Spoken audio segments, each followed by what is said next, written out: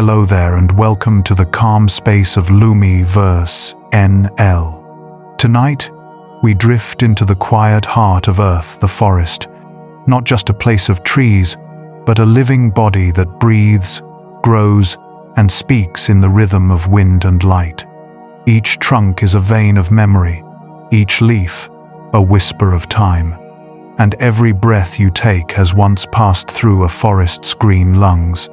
Forests are not silent. Beneath the hush of leaves, they hum with the pulse of the planet. They turn sunlight into oxygen, silence into sound, and stillness into life itself. From the misty jungles of the Amazon to the frozen taiga of the north, every forest shares one heartbeat, slow, steady, eternal. Some forests are so vast they make their own weather. They pull clouds from the air and call the rain back home. Others hold secrets so old that their roots have outlived entire civilizations. In the darkness beneath the soil, unseen threads of fungi carry messages from tree to tree, a quiet network of life, older than language itself. You are part of that same rhythm. As your breath rises and falls, it mirrors the breathing of the forest. With every inhale, you share in the air once held inside the canopy. With every exhale, you return what the trees have given. This is the endless conversation of life, gentle, balanced, and unbroken. The forest does not rush.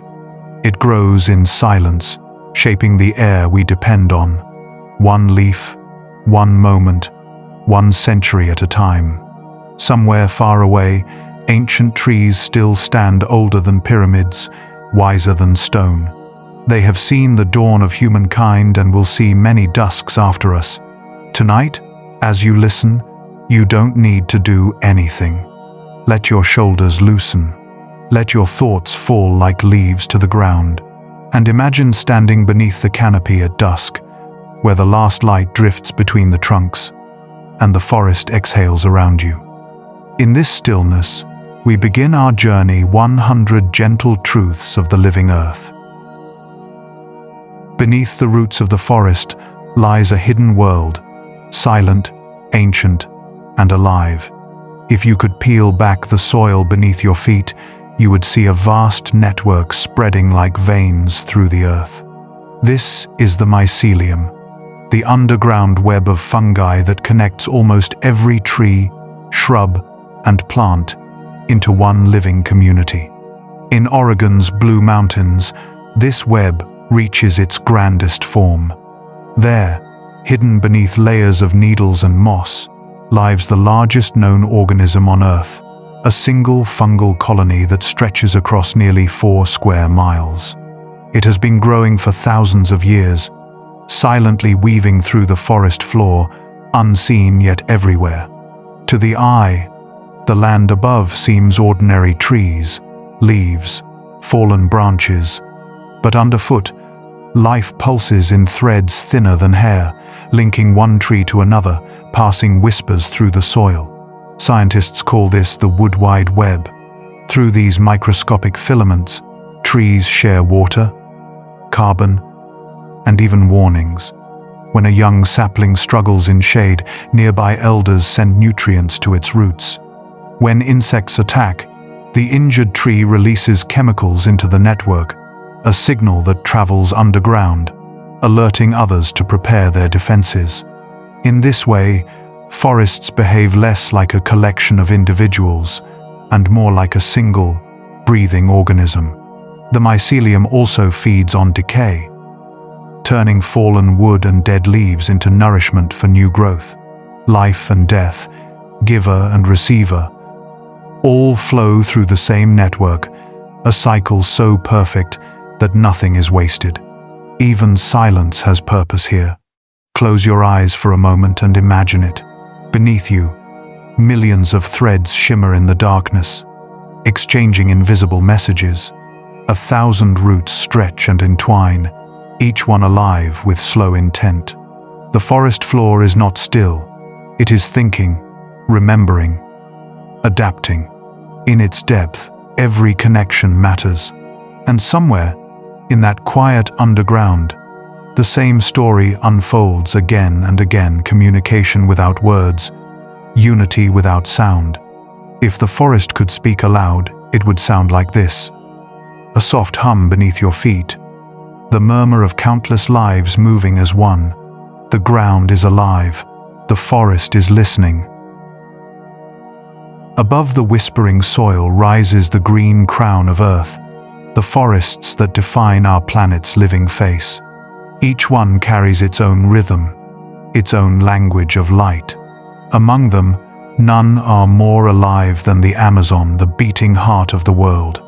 Stretching across 9 countries, the Amazon holds nearly 10% of all known life on Earth. It is not just large, it is layered, a cathedral of green built over millennia. From the dark roots where insects stir, to the high canopy flooded with golden mist, life moves in quiet orchestration. Every square kilometer shelters thousands of species: jaguars padding through leaf shadow, pink river dolphins gliding through mirrored water, orchids blooming on branches that never touch the ground. Even the air is alive, thick with pollen, spores, and the breath of billions of leaves. To walk through the Amazon is to enter a living encyclopedia. Each sound, each scent, each pattern of light between branches tells a story older than humanity. And yet, within its beauty, there lies fragility. For centuries, people have called it the lungs of the planet, a phrase both poetic and true. Each day, its forests inhale carbon and exhale oxygen, weaving the balance that keeps our world alive. Lose that rhythm, and the planet itself begins to hold its breath. Far to the north, another kind of forest stretches beneath auroras, the boreal, or taiga. From Canada to Siberia, it forms a crown of green encircling the Arctic. Here, spruce and pine endure long winters, their roots buried in frozen soil. But beneath that stillness lies power. The boreal stores nearly twice as much carbon as all the world's oil reserves combined. It is a frozen vault, locking away centuries of the planet's breath. If thawed by warming air, it could release more carbon than any industry, a reminder that the stability of our future rests in the quiet patience of trees. And between these giants, between the steaming equator and the icy edge of the world, lies another green fortress: the Congo rainforest. Lesser known than the Amazon, yet no less vital, it cradles vast peatlands beneath its emerald floor. These peatlands are ancient sponges of time, holding more than 80 billion tons of carbon, more than the United States emits in a decade. If they were ever to dry, that hidden carbon would awaken, spilling into the sky. But while the forest stands, the carbon sleeps, sealed beneath centuries of rain and shadow. From the Congo's warm breath to the taiga's frozen lungs, forests work as one vast organism, balancing, breathing, holding the planet steady. They cool the air we live in, feed the clouds above, and anchor the soil below. They are the slow-moving rivers of life that flow not with water, but with time itself.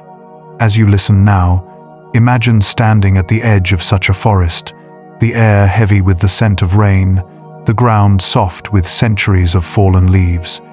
The wind brushes through the canopy like the breath of something ancient. You feel it move through you, calm, quiet, unhurried, because the forest does not rush. It endures, it waits, it breathes for all of us. High above the canopy, the air shimmers with invisible rivers of vapor.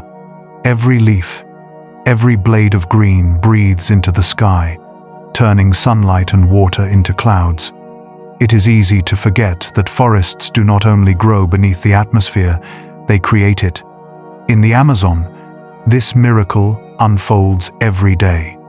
As dawn warms the jungle floor, countless trees draw water from the soil through their roots. That water, pulled upward by sunlight, escapes through tiny pores in the leaves, billions of silent exhales, rising as mist. Scientists call this process evapotranspiration. But to the forest, it is simply breathing. Each invisible breath joins others, forming great plumes that drift skyward, thickening into clouds. Hours later, those clouds burst into rain that falls back on the same trees that made it.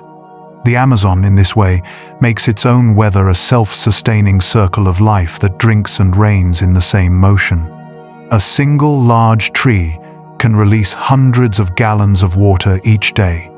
Multiply that by the billions that form a rainforest, and you have a sky that is fed from below, a living cycle that loops endlessly between root and cloud. Without this exchange, the forest would wither. But with it, the air remains moist, the rivers full, and life thrives in shimmering equilibrium. Even far beyond South America, this flying river of vapor shapes weather patterns across continents, reaching as far as the fields of Africa and the farmlands of the United States. Every drop of rain is part of a conversation that began in the forest's breath. Climb higher still, and you enter the cloud forest's mystical regions that live between earth and sky. Here, mist rolls like tides, and the trees drink directly from the clouds. Their leaves and mosses capture droplets from the air, transforming fog into water that drips down to feed the soil. These forests need no storms. They drink from the sky itself. The air is cool, heavy, and perfumed with moisture. Each surface glistens with 1,000 silver beads. Even sound is softened here. The call of a bird fades into the dampness like a whisper on glass. The cloud forest's ability to harvest mist keeps rivers flowing far below, sustaining valleys, villages, and entire ecosystems. Where rain falters, they become the last guardians of water. In them, the boundary between earth and sky dissolves. Trees wear clouds as cloaks, and mountains breathe like living lungs. Elsewhere, another forest performs its own miracle, one not of clouds, but of ice. In the far north, the boreal forest acts as a frozen reservoir, storing water in soil and snow. When spring arrives, melting ice seeps into roots and rivers, bringing the world back to life. Even the rhythm of global seasons begins in these places, in how the forests drink, release, and share their water with the wind. So much of what we call weather is not born in the heavens at all. It begins here, among leaves and branches.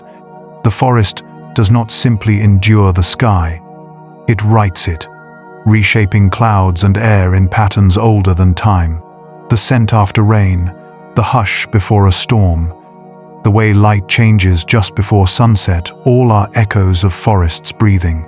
Next time you stand beneath a tree after rain, notice how the droplets fall long after the clouds have passed. That is the forest finishing its exhale. It is the last sigh of water before the next inhale of light. In this way, every forest becomes an alchemist, turning vapor into rain, rain into life, and life into the endless rhythm of the earth itself. When night falls, some forests begin to glow. Step quietly beneath their canopy, and you may see it, faint lights blooming on fallen logs, a soft emerald shimmer that pulses like breath. It is not magic, though it feels like it. It is life, still working in the dark. Scattered across tropical and temperate forests alike are thousands of species of bioluminescent fungi, tiny architects of light. Each one carries within its cells a chemical reaction between luciferin and oxygen, the same process that makes fireflies glow. On humid nights, their pale light seeps across bark and soil, turning decay into radiance. To the eyes of nocturnal creatures, this glow is not merely beautiful, it is a signal. Insects are drawn to the light, landing on glowing caps and carrying spores away, helping the fungi to spread. Even in death, the forest finds a way to shine. In some jungles, this bioluminescent dance covers entire stretches of undergrowth, Fallen trunks appear traced with green fire, and the path ahead glows faintly, as if moonlight had sunk into the earth. Early travelers once spoke of ghost forests, places where the ground itself seemed alive with quiet light. But science reveals something more profound, that even in decay, the cycle of renewal continues. Light, it seems, is never lost. It simply changes form. Yet where there is light, there is also fire. And for many forests, fire is not an ending, it is renewal.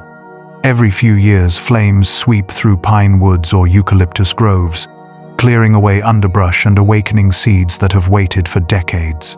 Some pine cones, sealed tight with resin, only open in the heat of the blaze. Others respond to the smoke itself, sensing that sunlight will soon return. Out of ash, green shoots emerge, their roots nourished by minerals left behind. Fire, in its natural rhythm, is a pulse of cleansing, fierce, brief, and necessary. To humans, wildfires often seem like destruction, but to the forest, they are a kind of heartbeat, a resetting of time. The old falls away so that the new can rise. Ash feeds the soil, and the soil feeds the trees that will one day fall again. Even the animals have learned to follow the rhythm. Birds circle the smoke to hunt fleeing insects, and certain plants bloom only after the flames pass. It is a choreography older than memory, a dialogue between destruction and creation. In this balance lies one of the forest's greatest truths. Nothing is wasted. Decay becomes food. Fire becomes seed. Light becomes life again. Every cycle returns to the same still point: renewal through surrender. Somewhere, in a pine forest under the southern stars, smoke curls upward and fades into the night sky. The ground glows faintly with heat, and in the silence that follows, a single green sprout breaks through the blackened soil. It is fragile, almost invisible, but within that stem live centuries of memory and the promise that the forest will always return. The glow of fungus, the flash of fire, the rise of new leaves, all are one language of persistence. To stand among them is to witness the story of life retold again and again. Death, transformation, rebirth. The forest burns, and the forest blooms.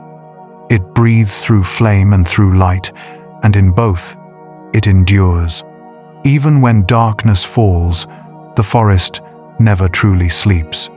It glows, it burns, it rebuilds, quietly shaping the world with every flicker, every spark, every breath of ash that becomes the green of tomorrow. Lightning splits the sky, a sudden thread of fire against the clouds. In that brief flash, the forest trembles, illuminated from root to crown. It is one of nature's oldest conversations. The storm speaks, and the trees answer with endurance. When a bolt of lightning strikes a tree, the force can reach temperatures hotter than the surface of the sun. The trunk cracks, sap boils, bark explodes into steam. Yet not all trees perish. Some survive, scarred but alive, their wounds sealing over the years in blackened spirals. Thick bark acts as armor, channeling electricity down the outer layers while protecting the living core within. In time, the mark of lightning becomes part of the tree's story, a dark ribbon twisting upward, a reminder that strength often hides in what has endured. Across vast northern forests, lightning is only one of many trials. In the taiga, where winter can plunge to 60 degrees below zero, trees face a more silent enemy: the cold itself. When temperatures drop too fast, sap freezes and expands faster than the wood can stretch. The result is explosive trunks split with a sound like gunfire echoing through the frozen air. People who live in these regions call them exploding trees. They stand fractured and hollowed, their centers ripped apart by ice. But even then, the forest finds resilience. Come spring, seedlings root beside the broken giants, growing from the fragments of their ancestors. Destruction becomes inheritance. Fire, too, moves in strange ways. In certain peat-rich forests, flames can vanish from sight, yet continue to burn underground for months, sometimes years. These are zombie fires, creeping through layers of peat beneath the surface. Invisible but alive. They feed on buried carbon, smoldering slowly, releasing smoke long after the world above seems calm. In the Arctic and Siberia, such fires are known to survive even through winter, buried beneath snow, only to awaken with the thaw. Their persistence mirrors the patience of the forest itself, a slow, steady endurance beyond human scale. And sometimes, the forest doesn't just endure the storm, it helps create it. Dense rainforests release vast amounts of water vapor into the atmosphere. Each molecule rises, joins clouds, and fuels thunderstorms that roll across the sky. Within those clouds, droplets and ice particles collide, generating electric charge. The result? Lightning born from the very breath of the forest. Each flash that streaks across the horizon may owe its existence to the invisible exhalation of countless leaves below. The forest, in its own quiet way, writes the storms that strike it. To think of trees as passive, standing still, waiting, is to misunderstand them. They are dynamic, reactive, alive to the energy of the earth. They endure fire and summon rain, survive frost, and create thunder. Their world is not fragile, but fierce in its balance. Imagine standing among them after a storm. The air is heavy with the scent of resin and smoke. Charred bark glows faintly where lightning kissed the trunk.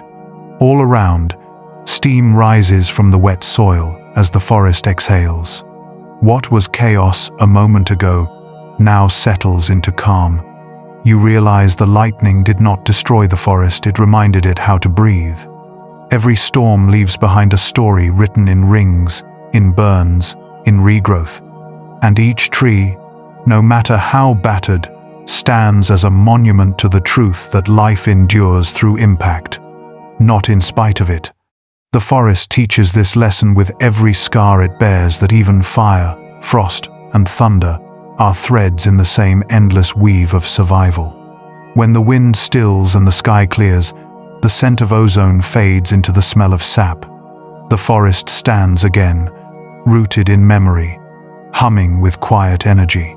Somewhere in that silence, you can almost hear it, a low, resonant murmur deep in the wood, the sound of resilience itself. The forest keeps time differently from us. For humans, centuries are history, long stretches of memory that fade beyond the reach of living minds. For trees, centuries are seasons. Their clocks tick in rings, their memories etched into wood. And among the oldest of all, high in the dry mountains of California and Nevada, stand the bristlecone pines, the timeless sentinels of Earth. They grow where almost nothing else can.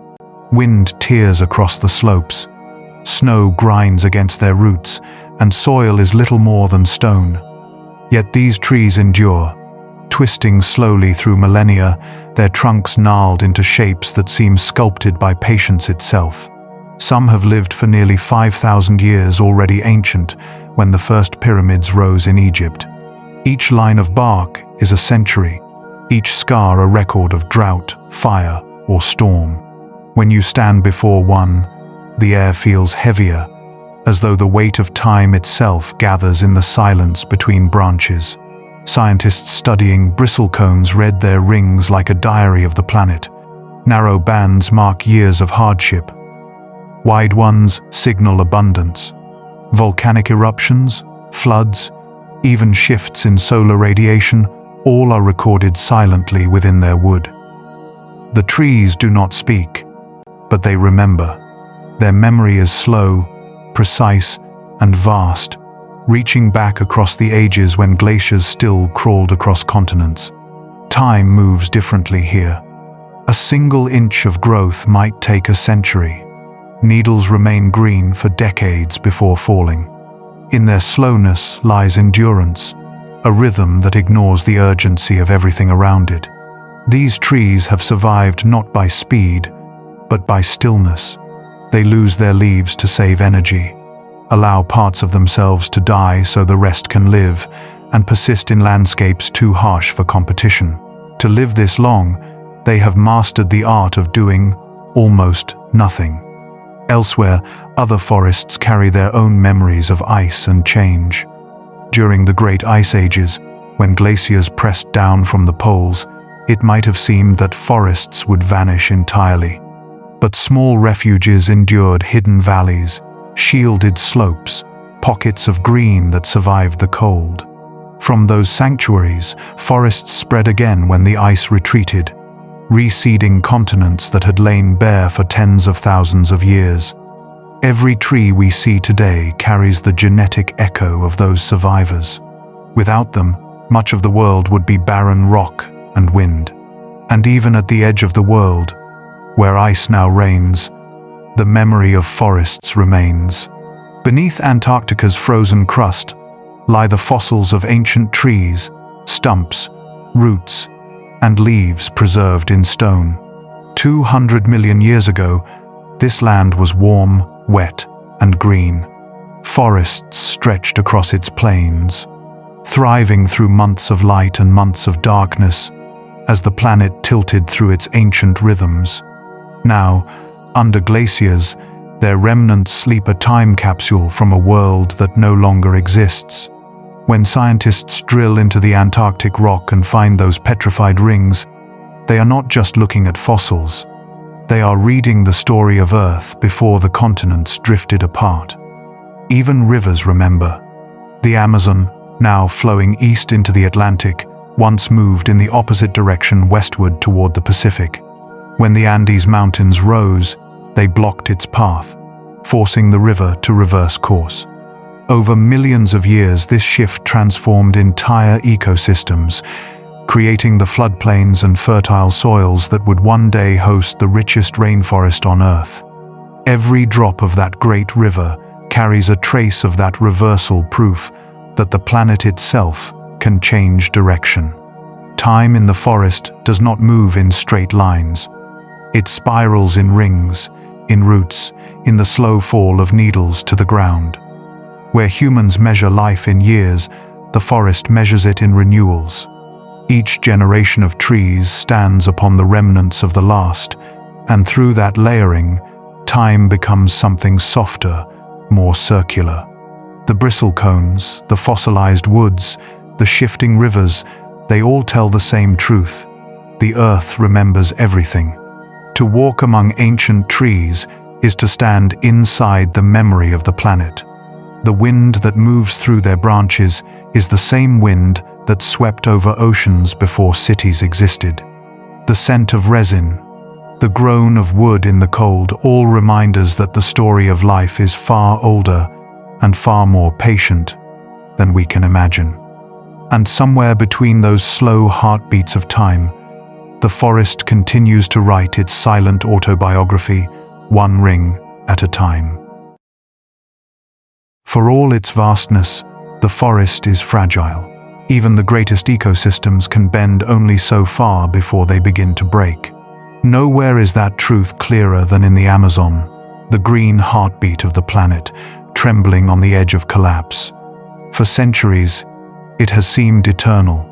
Endless canopies of life breathing mist into the sky, rivers wide as seas, storms born from its own breath. But balance is delicate, and the forest's strength depends on cycles older than civilization. Cut the trees, drain the wetlands, heat the air, and the rhythm falters. The rainfall weakens, the soil dries, and the Amazon begins to turn against itself. Scientists call this a tipping point, the moment when the rainforest, unable to sustain its moisture, transforms into a dry savanna. If that threshold is crossed, billions of tons of stored carbon will rise into the atmosphere, accelerating the very warming that caused the fall. Already, parts of the Amazon now emit more carbon than they absorb. The lungs of the Earth are beginning to exhale too deeply. With every lost acre, the planet breathes a little harder, its climate tightening like a chest too long without rest. And yet, amid the warning, the forest still fights. Roots seek water deeper underground. Species shift, adapt, endure. Even as destruction spreads, life invents new ways to persist, a quiet defiance written in chlorophyll and rain. To the west, the Congo mirrors the Amazon's struggle. Vast, green, and often overlooked, it holds more carbon in its soils and peatlands than the United States releases in a decade. But as temperatures rise, these carbon vaults begin to crack. If they dry, the carbon they guard will escape into the air, rewriting the climate balance once again. The same story repeats across continents. Boreal forests thawing, wildfires burning deeper, seasons slipping out of sync. Each forest is a single thread, and when one frays, the pattern of the world begins to unravel.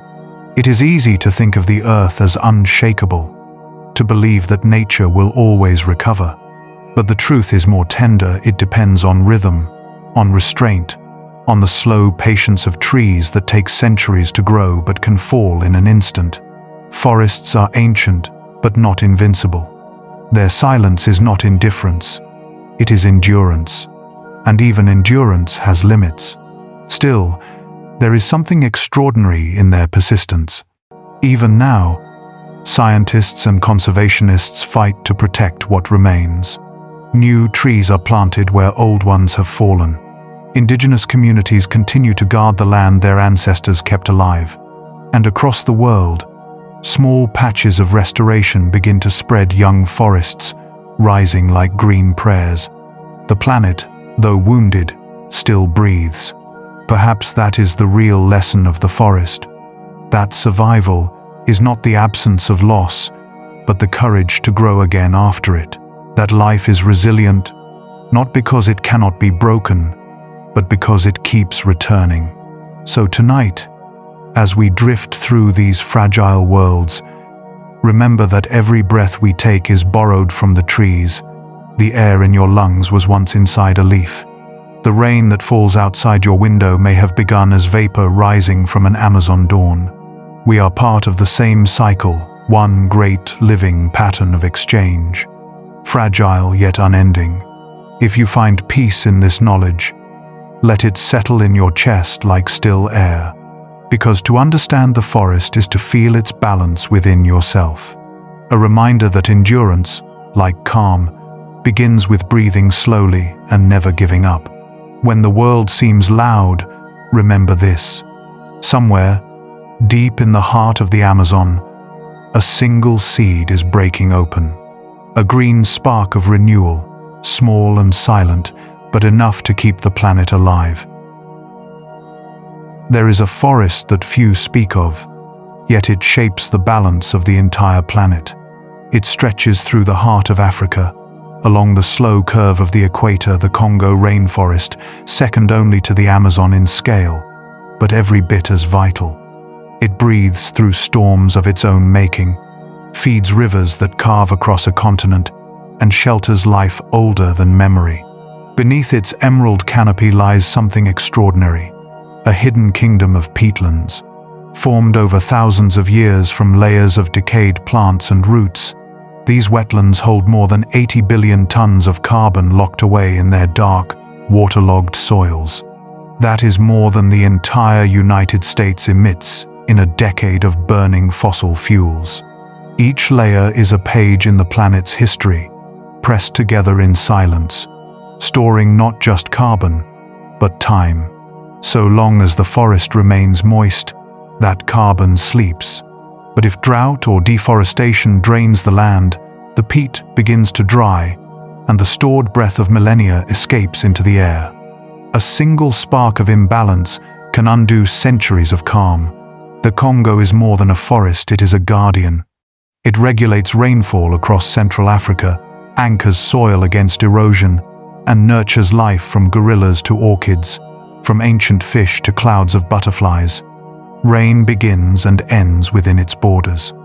Even the rivers that flow beyond its reach carry the chemical fingerprints of its trees. Every droplet of water, every gust of wind here is part of a larger pulse that beats across the world. Far to the north, another guardian stands watch the boreal forest, draped like a crown around the Arctic. It covers 1/3 of Earth's wooded land, stretching across Canada, Scandinavia, and Russia. Here, the air is sharp with resin and cold, and beneath the moss lies a treasure of frozen carbon called permafrost. For centuries, this layer has stayed locked in ice, preserving ancient roots, leaves, even entire forests buried long ago. But as the world warms, the frost begins to melt. When it does, it releases vast amounts of methane, a greenhouse gas many times more potent than carbon dioxide. In that release lies a dangerous loop. Warming melts ice. Ice frees carbon. Carbon causes more warming. The forest becomes both victim and participant in its own undoing. Still, the boreal endures with quiet defiance. Spruce trees bend but do not break beneath snow that would crush steel. Lichens bloom on stones that have never felt the warmth of summer. Wolves, elk, and owls move through it, as they have for thousands of years. It is a realm of endurance, a reminder that life, even at its coldest edge, will always find a way to adapt. And between these poles of green, the Congo's humid breath and the boreal's frozen calm, flows the rhythm of the planet's balance. The forests of the tropics and the north are partners in a shared equation. One stores carbon in warmth, the other in ice. Each holds the key to the other's survival. If one falters, the balance shifts for all. The weather that ripples across oceans and continents is not just shaped by air and sea, but by the countless leaves that catch sunlight and release vapor, by roots that hold the soil, and by fungi that knit the ground beneath our feet. To understand the climate is to understand the forest. They are not separate forces, they are one system, one breath, one endless conversation between green and sky. At times, it may feel as if the earth has begun to unravel, but look closer, and you will see the forest still working, still filtering the air, still pulling rain from the clouds, still holding the line between balance and chaos. Even now, in the quiet after storms, seeds take root, moss spreads across stone, and the ancient cycle of renewal continues. The forest has always been the planet's patient heartbeat, and though the rhythm may slow, it has not stopped. In the stillness between those two guardians, the Congo and the boreal, the world remembers how to breathe. There are places on Earth where trees rise like cathedrals, vast pillars of living wood disappearing into mist. Their crowns sway in winds no human can feel from the ground. They are the giants of the forest, and their silence is older than cities. In the coastal groves of California, redwoods stretch higher than any other living thing on land. Some tower more than 370 feet taller than a football field is long, higher than most skyscrapers, their roots spreading wide but shallow, entwining with one another for strength. Each grove is a single organism, a community bound by touch. Their bark, thick as armor, resists both fire and time. When flames sweep through the forest, the outer layers char but protect the living core, leaving behind trunks streaked black like ancient marble. And from the ashes, new shoots rise, growing directly from the roots of their ancestors. To walk among them is to step into a living cathedral, where the columns are trees and the ceiling is cloud. Some of these redwoods have lived for more than 2,000 years. They have watched empires rise and fall, and still their leaves remain green and soft against the coastal fog. The air here feels sacred, heavy with moisture, resin, and quiet light. Sunbeams drift through in golden shafts, catching the haze and making the whole forest glow as if lit from within. Each droplet of fog clings to needles and bark, becoming the forest's drink. In this way, redwoods drink the sky itself, pulling water from mist and clouds rather than from the ground. They are masters of adaptation, a bridge between ocean, air, and living earth. Higher still, on mountain slopes, where the air thins and the clouds gather low, exists another kind of wonder, the cloud forests. Here, moisture drifts not as rain but as mist, clinging to mosses that blanket every branch. These trees are smaller than redwoods, but no less miraculous. Their branches are woven with orchids, bromeliads, and ferns that grow directly from the bark. Each tree holds dozens of other species upon it, a vertical world layered in life. The forest seems to breathe visibly, mist moving in and out like fog drawn by invisible lungs. Every surface glistens, every leaf catches light like glass. Step softly, and the sound disappears. The air absorbs every footfall until even your thoughts seem quieter. Cloud forests are water makers. By capturing vapor from the air, they feed rivers and springs below, sustaining entire valleys that depend on their gentle work. When these forests vanish, so do the streams. To protect them is to protect the drinking water of millions. Yet they, too, are fragile, thriving only where temperature, humidity, and altitude align in delicate harmony. Change the climate just slightly, and the clouds rise beyond reach, leaving the forest thirsty beneath an empty sky. Elsewhere, other trees reach for the same light in different ways. In the tropics, kapok trees rise above the canopy like green towers, their trunks as wide as houses, their roots fanning outward in great buttresses to hold them steady.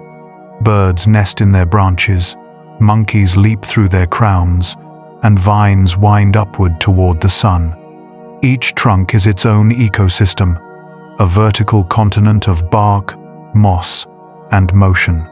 Above, the wind hums through the leaves like a distant sea. Every one of these giants, from the fog-drinking redwoods to the cloud-dwelling trees of the tropics, shares the same quiet truth. Height is not conquest. It is communion. They reach upward not to dominate the sky but to meet it halfway, trading breath for rain, air for water, silence for balance. Their stillness is an illusion. Inside, water rushes upward through veins, feeding leaves hundreds of feet above, a heartbeat in slow motion. If you stand beneath one of these trees and look up long enough, the canopy seems to curve, as though the forest itself bends around you. Time feels different here, slower, deeper, and as the fog rolls through, light scatters into countless rays that fade into the quiet green. You realize that these giants are not monuments of the past, but engines of the present, breathing, building, cooling, sustaining. They do not grow to defy gravity, but to carry life closer to the sky. In the forest of giants, you learn humility.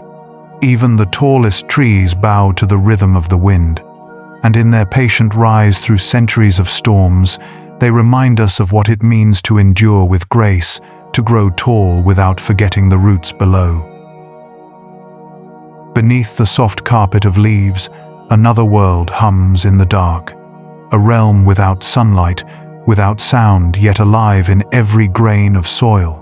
If the canopy is the forest's crown, then the ground below is its mind, where memory and transformation quietly unfold. Scoop up a handful of forest soil and you are holding a universe. Inside that small weight of earth live billions of microorganisms, bacteria, fungi, protozoa, and creatures so small they could dance upon a grain of sand.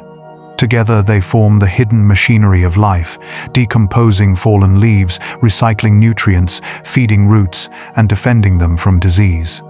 It is said that the greatest biodiversity on Earth is not in the trees above, but in the soil beneath. Each handful of dirt holds more life than all the stars visible in the night sky. This microscopic community is relentless in its rhythm. When leaves fall and begin to decay, bacteria break them into molecules. Fungi thread through them, digesting what remains.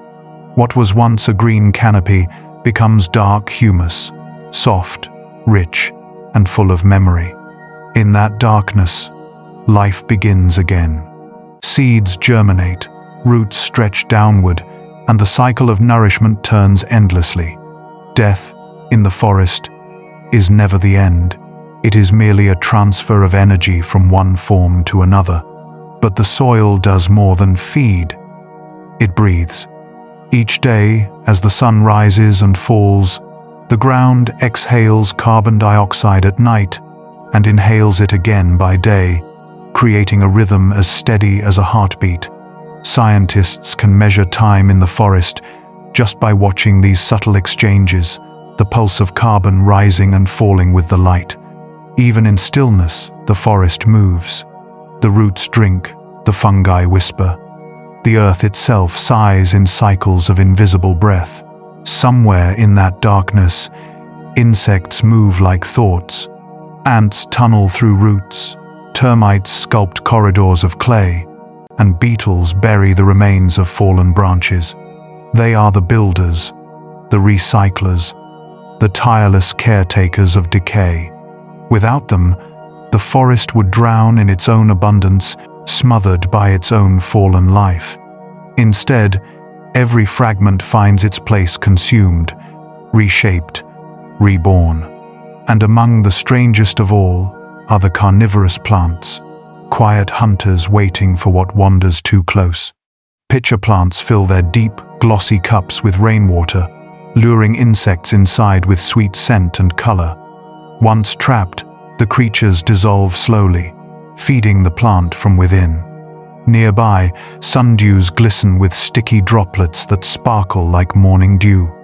But once an insect lands, the delicate hairs curl inward, enclosing their prey. In the dim light of the understory, survival demands invention. Even plants must learn to hunt. Each adaptation is a small rebellion against scarcity. The deeper you imagine this world, the more intricate it becomes. Tiny nematodes weave between sand grains. Fungal networks spread for miles beneath a single forest, connecting trees, trading resources, and sending messages like neural impulses. It is a brain made of roots and silence, storing the experience of the ecosystem in living chemistry. When one tree falls, others sense it. When drought arrives, the entire forest responds. Every root, every thread of mycelium, every insect plays a part in this grand intelligence. And yet, all of it happens out of sight.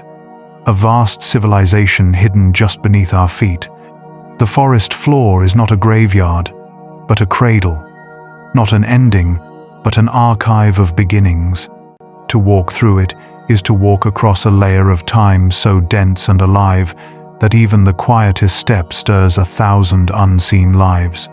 So, next time you stand beneath trees, remember that the true power of the forest is not in its height, but in its depth.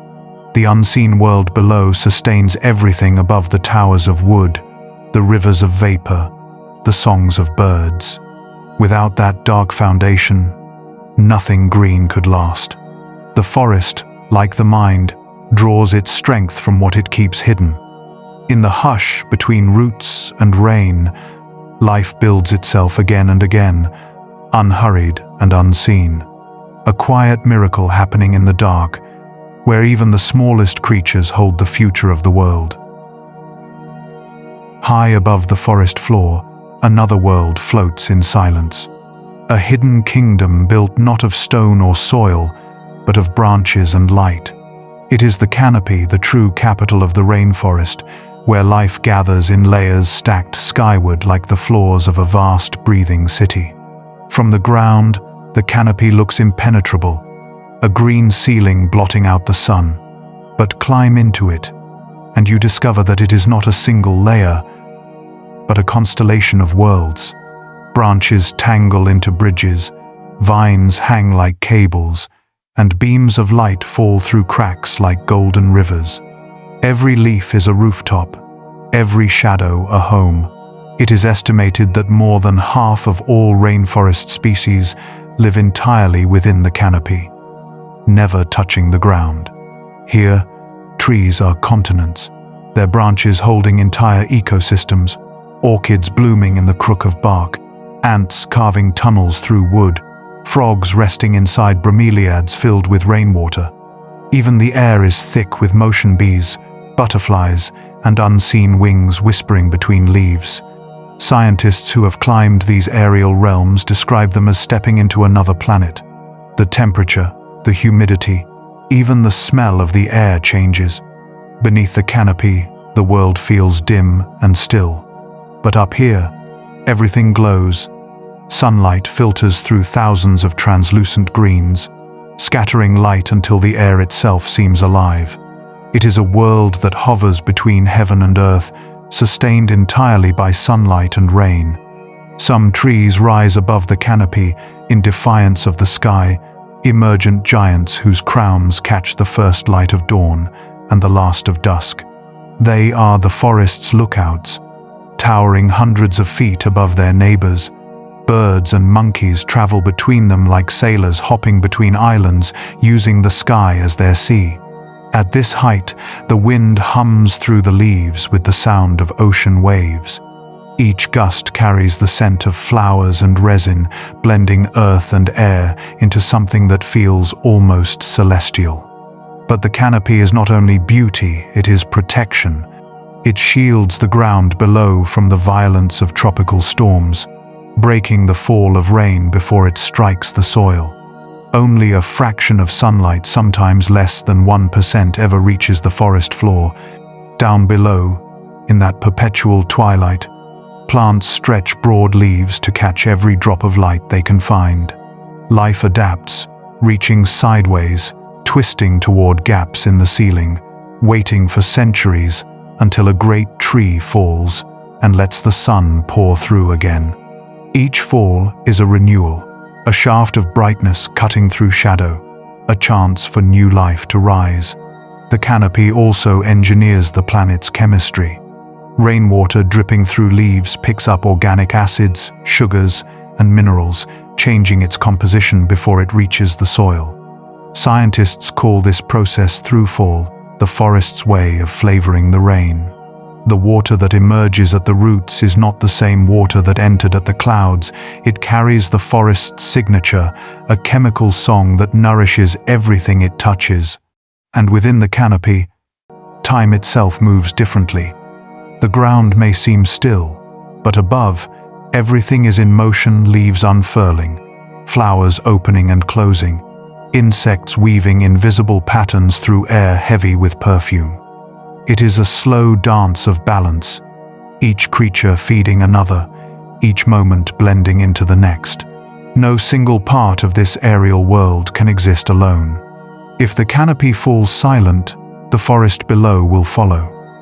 For centuries, humanity has walked beneath these green ceilings without truly seeing them. Only in recent decades have scientists explored this suspended world, revealing its staggering abundance and mystery. Even now, new species are found in the high branches, creatures that have lived their entire lives above the reach of human sight. They remind us that Earth is still full of secrets, that wonder still hides above our heads, waiting for the light.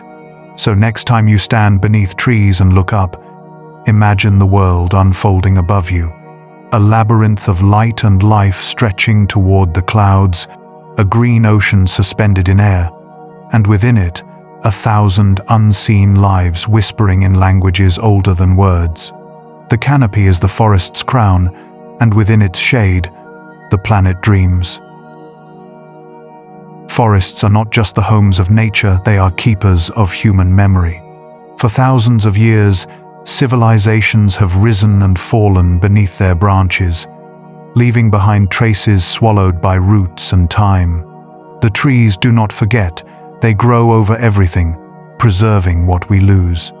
In the Amazon, satellites and LiDAR scans have revealed what the human eye could not. Entire cities buried beneath the green. Grid-like roads, plazas, canals, and pyramids stretch beneath the canopy, hidden under centuries of soil and vines.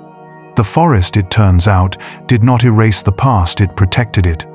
Every root that wrapped around a stone temple kept it from crumbling. Every layer of leaf litter shielded what lay beneath. To walk through the jungle is to move through the remains of empires, to breathe the same air that once echoed with human voices. In Cambodia, the ancient city of Angkor lay lost for centuries under jungle growth. When explorers rediscovered it, trees had become its architects, their roots cascading down temple walls, prying stone apart and holding it together all at once. The forest had not destroyed Angkor, it had claimed it as one of its own. Through the cracks, small flowers bloomed, vines coiled around statues, and moss softened the edges of the old stone. Human history and nature intertwined, inseparable. Every forest, in time, becomes a library. Not one built of paper, but of silence, a record written in the language of decay and renewal. Underneath fallen leaves lie shards of pottery, bones, and traces of fire from camps that burned 1,000 years ago. Every gust of wind carries the breath of both ancestors and animals, mingled into the same invisible current.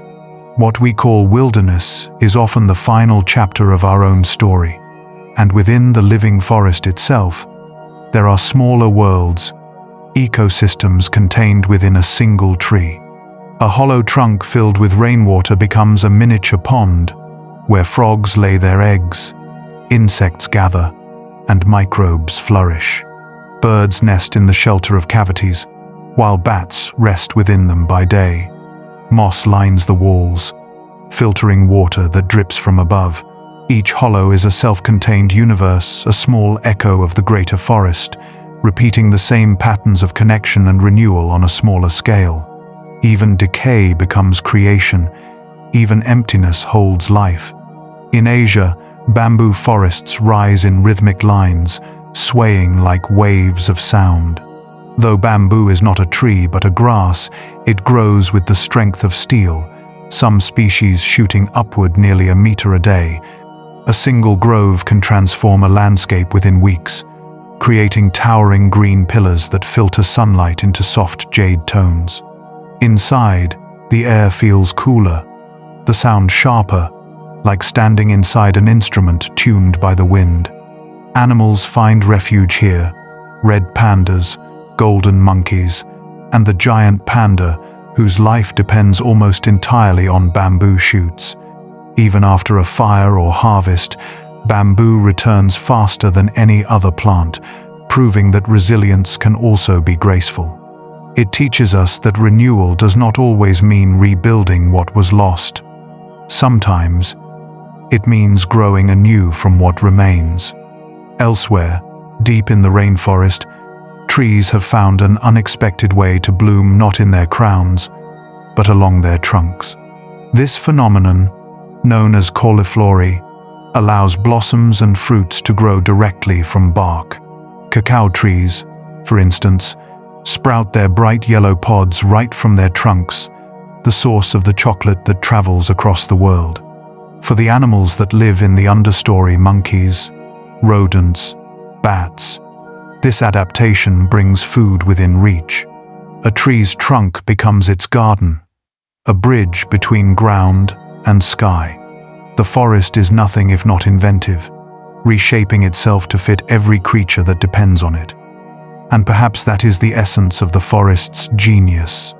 It turns every space, every ruin, every scar into opportunity. A fallen wall becomes a nursery for ferns. A hollow branch becomes a river. Even the footprints of vanished cities feed roots that rise again. In the forest, nothing truly disappears, it only changes form, waiting to be rediscovered by those who listen closely. Somewhere, beneath a canopy thick with rain, a tree grows through the heart of an ancient temple. Its roots wind through stone corridors, touching carvings made by hands long gone. Birds nest in the chambers where kings once prayed.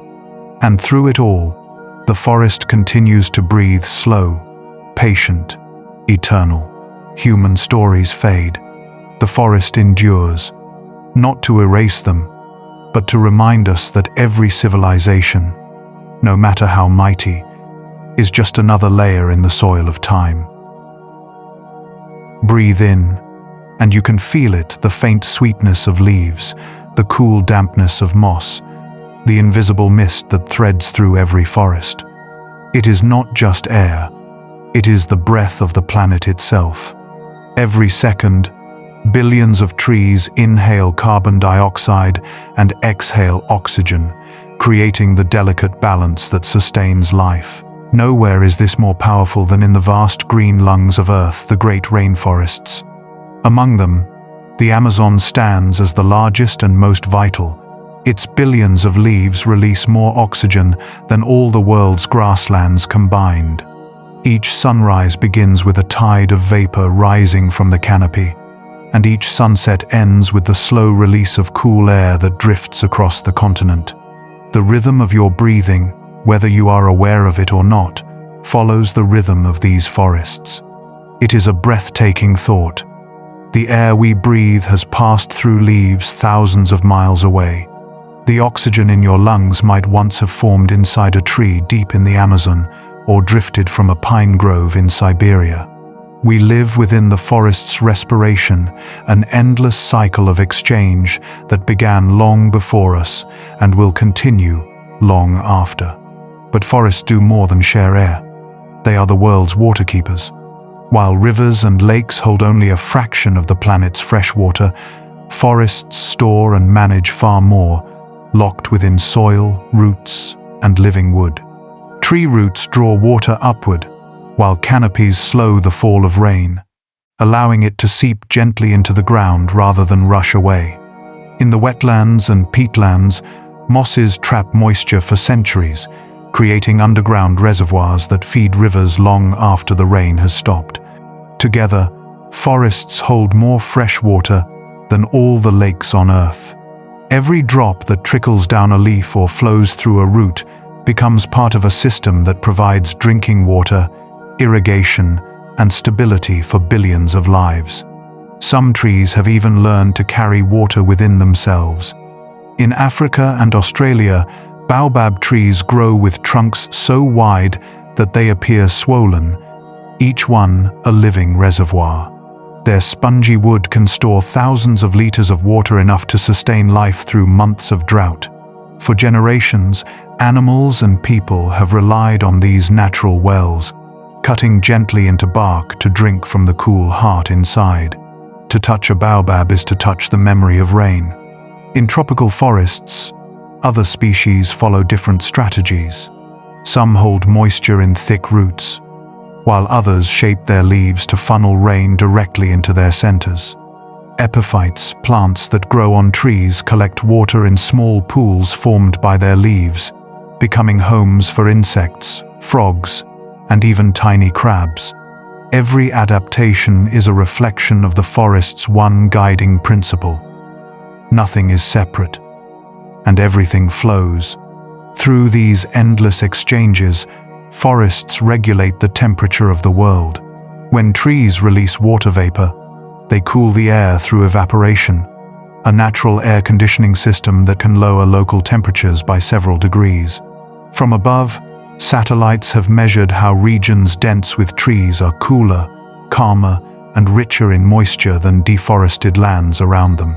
In a warming world, this quiet service is more than comfort, it is survival. Even the chemistry of rain changes when it falls through a forest. As droplets touch leaves and bark, they absorb natural compounds, sugars, tannins, and organic acids, creating a unique forest rain that nourishes the soil and feeds microscopic life below. Each storm becomes not just weather but conversation, a dialogue between sky and leaf, where clouds give and trees answer in kind. To stand in the middle of a forest during rain is to feel that exchange in your skin.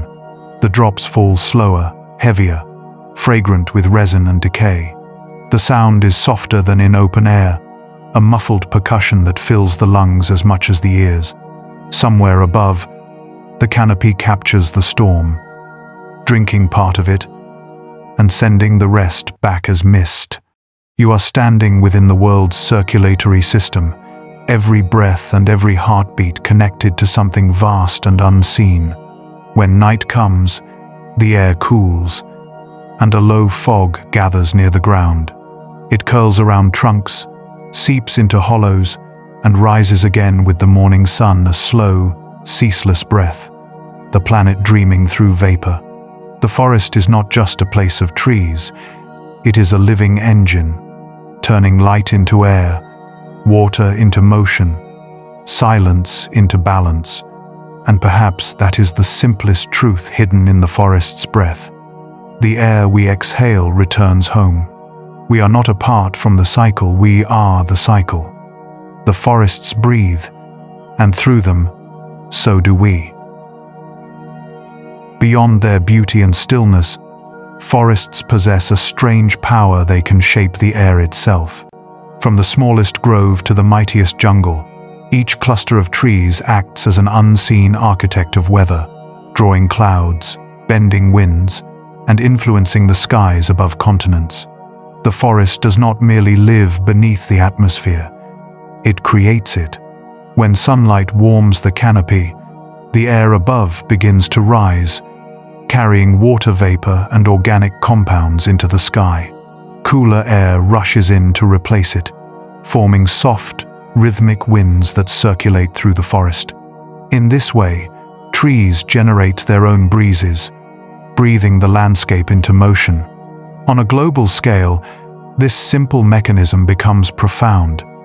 Millions of trees inhaling and exhaling together, pulling moist air inland from oceans. Scientists call this the biotic pump, a system by which forests literally draw weather toward themselves. Without it, inland regions would dry into deserts. With it, rain crosses continents, feeding ecosystems far beyond the boundaries of the trees themselves. In the tropics, this exchange creates what meteorologists call atmospheric rivers, invisible currents of moisture flowing through the air, carrying more water than the Amazon River itself. These rivers of vapor begin in the canopy, rise into the sky, and travel thousands of miles before returning to Earth as rain. Through them, the breath of a single tree can one day fall as a storm half a world away. Every drop of rain, every cloud that forms over land, carries the forest's signature, a trace of its chemistry, its scent, its memory. Even the smell of pine and cedar, the sharp tang of resin after a storm, is more than fragrance. It is chemistry that cools the planet. Trees release volatile compounds called terpenes, which react with sunlight and oxygen to create tiny particles that seed clouds. These particles scatter sunlight and encourage the formation of rain, subtly regulating global temperature. In this way, the very scent of a forest, that crisp, clean air after rainfall, is a form of climate engineering perfected over millions of years. Every breath we take in the woods is laced with molecules that have been shaping Earth's atmosphere since the dawn of time. The cooling effect does not stop at chemistry. Through evapotranspiration, forests release moisture that absorbs heat from the air, lowering temperatures by several degrees. From above, satellites reveal vast oases of cool green, surrounded by the warmer browns of deforested land. Each forest acts as a natural thermostat, maintaining balance through the quiet movement of water and light. Cities surrounded by trees feel this effect every day. Cooler streets, cleaner air, calmer skies. Even in silence, the forest works. In a deeper sense, forests also keep the poles frozen. It seems distant, the link between jungle and ice, but the two are bound by atmospheric threads. Moisture and heat rising from tropical forests influence circulation patterns that carry air toward the Arctic and Antarctic. In doing so, they help stabilize the jet streams that preserve the balance of cold and warmth. Without those flows, the polar ice would melt faster, the seas would rise higher, and the world would lose its rhythm. The forest's breath reaches all the way to the edge of the earth, whispering stability into the cold. Everywhere you look, this pattern repeats. Forests do not just exist in the climate, they are the climate. They sculpt air, command rain, temper heat, and sustain the invisible balance that allows life to flourish. The wind itself is laced with their fingerprints. Stand in a clearing, feel the breeze on your skin, and know that it is born from the same breath moving through leaves miles away. To the human eye, weather seems chaotic, random, ungoverned. But to the forest, it is a conversation. Storms are questions, rain is reply, wind is the language that carries them both. The forest listens and answers, shaping the sky one molecule at a time. And as the day fades and the air cools again, the trees fall silent, exhaling the last of their warmth into the dark. A soft mist forms near the ground, curling upward in slow ribbons. The forest's final breath of the day drifts into the heavens, a whisper that will become tomorrow's clouds. The air moves, the clouds gather, and somewhere, far away, rain begins to fall, the forest returning to itself from the sky. Step into a pine forest after rain, and you will feel it before you think it, that sharp, clean scent that seems to clear the mind. The air tastes lighter, cooler, as if the world has exhaled something pure. What you are breathing is more than air. It is chemistry, the living perfume of the forest at work. That familiar fragrance comes from molecules called terpenes, organic compounds released by trees, especially conifers. When sunlight breaks through the clouds, it strikes the oils that coat pine needles and bark, turning them into vapor. These vapors rise into the air and react with oxygen, forming tiny particles that scatter light. On a summer afternoon, this scattering paints the distant hills in a faint blue haze, the very reason the Appalachian Mountains are called the Blue Ridge. It is not illusion but alchemy, light bending through the breath of trees. And this chemistry does more than charm the senses. Those same particles seed clouds, reflect sunlight, and cool the atmosphere. In a single inhalation of pine air lies a subtle act of planetary balance. The smell of the forest, then, is not decoration. It is function. Each scent tells a story of adaptation. Eucalyptus releases oils to ward off insects and reduce competition from other plants. Oaks emit tannins that signal distress to nearby trees, warning them to strengthen their defenses. Even decay has a fragrance. The earthy aroma of wet soil, known as petrichor, comes from compounds made by bacteria that thrive after rain. Every odor carries meaning. Every breath carries communication. To humans, these chemical signals have their own quiet effect. In Japan, the practice known as Shinrin-yoku forest bathing is based on the idea that time among trees can heal the body and calm the mind. Scientists studying this phenomenon found that breathing forest air, rich with terpenes and phytoncides, lowers stress hormones, reduces blood pressure, and strengthens immune function. What trees release to protect themselves also protects us. When you inhale in the forest, you are sharing the same air chemistry that evolved to defend life itself.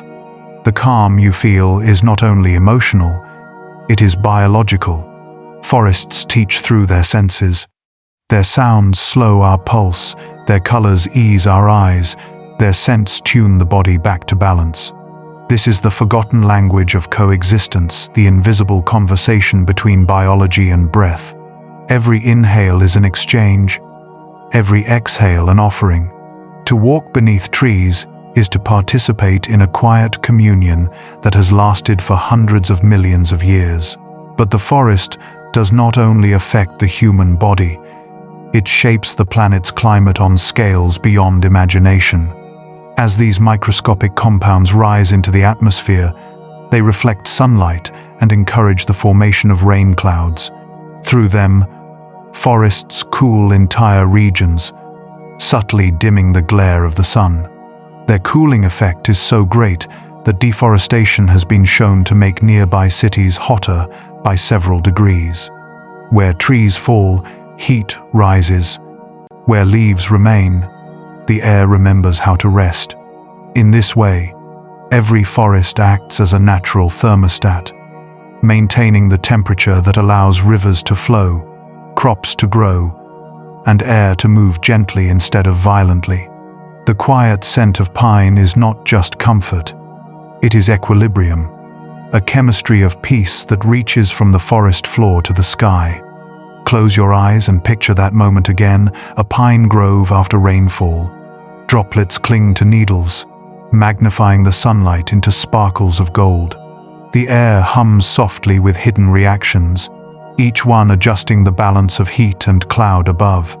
As you breathe, you become part of it, a participant in the world's most ancient collaboration between life and atmosphere. Even when you leave the forest, it stays with you. The terpenes linger on your skin, the oxygen fills your blood, and your heart beats a little slower, remembering the rhythm of the trees. The forest does not ask you to worship or to change. It only asks that you breathe with it patiently, consciously, endlessly, because every breath, no matter where you are, began as sunlight through a leaf. And every calm moment you've ever felt beneath a tree is the forest's way of speaking. A reminder that the planet is alive, fragrant and kind, and that to inhale is to listen. Close your eyes and listen. The forest is never silent. Even in stillness, it speaks in rhythm, in breath, in sound. Wind moves through branches like water through stone. Birds trace melodies through light, and insects hum in the frequencies of the earth itself. It is not noise, it is order, a living symphony composed across centuries. At dawn, the forest awakens with song. The first light touches the canopy, and the air trembles with thousands of overlapping voices. Birds greet the morning in intricate patterns of rhythm and pitch, each species singing within its own acoustic niche, never quite drowning another. Scientists call this harmony the dawn chorus, a phenomenon so precise that it can be used to measure the health of an ecosystem. Where the chorus is rich, the forest thrives. Where it fades, silence becomes a warning. By midday, the tone changes. As the sun climbs, birds quiet, and insects take the stage. Cicadas vibrate in unison, their collective drone filling the forest with a soft electric hum. It is the sound of heat and energy, of leaves breathing faster under sunlight. Each pulse of sound mirrors the movement of sap within trunks, the hidden hydraulic beat that carries water skyward. In this way, even the buzzing of insects echoes the forest's pulse, a heartbeat in resonance with the earth's. At dusk, another transformation begins. Frogs call from hidden pools, their voices deep and rhythmic, blending with the chirping of crickets. As darkness deepens, owls take flight, their wings cutting through the night in silence so perfect that it feels like absence. Each sound or lack of sound has a purpose, a balance between expression and restraint. Together, they weave the auditory tapestry of the forest's night. Studies have shown that listening to forest soundscapes lowers stress hormones in humans. The pattern, repetition, and gentle unpredictability of natural soundscapes guide our nervous system toward calm. Unlike the erratic chaos of human noise cars, machines and alarms, the forest operates with measured consistency. It speaks in waves and intervals, a language our bodies still understand. When we listen, our hearts slow to meet its tempo. When we breathe with it, we remember the ancient rhythm we once shared. Yet the forest's music is not only for us. Sound is communication, a thread connecting all who live within it. Monkeys warn of predators through distinct cries. Elephants rumble in low frequencies that travel for miles through the ground.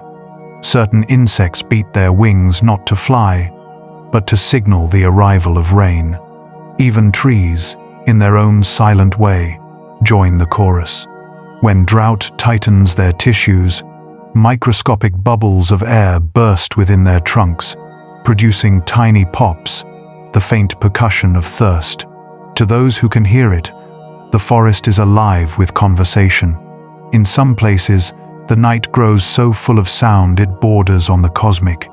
In the jungles of Borneo, for example, the noise of insects, frogs, and birds merges into one continuous vibration, a tone so rich that it feels like the planet itself is singing.